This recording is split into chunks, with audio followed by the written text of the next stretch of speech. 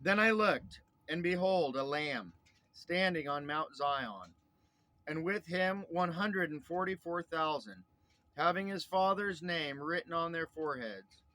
And I heard a voice from heaven, like the voice of many waters, and like the voice of loud thunder. And I heard the sound of harpists playing their harps. They sang as it were a new song before the throne, before the four living creatures and the elders, and no one could learn that song except the 144,000 who were redeemed from the earth. These are the ones who were not defiled with women, for they are virgins. These are the ones who follow the Lamb wherever he goes.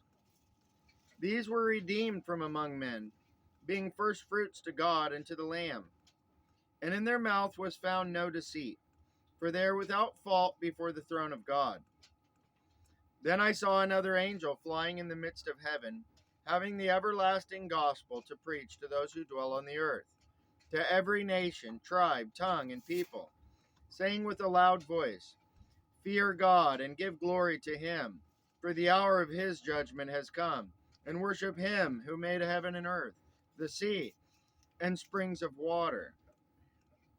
And another angel followed, saying, Babylon is fallen, that great city, because she has made all nations drink of the wine of the wrath of her fornication. Then a third angel followed them, saying with a loud voice, If anyone worships the beast in his image, and receives his mark on his forehead or on his hand, he himself shall also drink of the wine of the wrath of God, which is poured out full strength into the cup of his indignation. He shall be tormented with fire and brimstone, in the presence of the holy angels and in the presence of the Lamb. And the smoke of their torment ascends forever and ever. And they have no rest day or night, who worship the beast and his image, and whoever receives the mark of his name. Here is the patience of the saints. Here are those who keep the commandments of God and the faith of Jesus. Then I heard a voice from heaven saying to me, Write, Blessed are the dead who die in the Lord from now on. Yes, says the Spirit, that they may rest from their labors, and their works follow them. Then I looked, and behold, a white cloud, and on the cloud sat one like the Son of Man, having on his head a golden crown, and in his hand a sharp sickle. And another angel came out of the temple, crying with a loud voice to him who sat on the cloud, Thrust in your sickle and reap, for the time has come for you to reap, for the harvest of the earth is ripe. So he who sat on the cloud thrust in his sickle on the earth, and the earth was reaped. Then another angel came out of the temple which is in heaven, he also having a sharp sickle.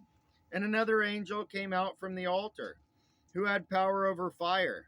And he cried with a loud cry to him who had the sharp sickle, saying, Thrust in your sharp sickle and gather the clusters of the vine of the earth, for her grapes are fully ripe.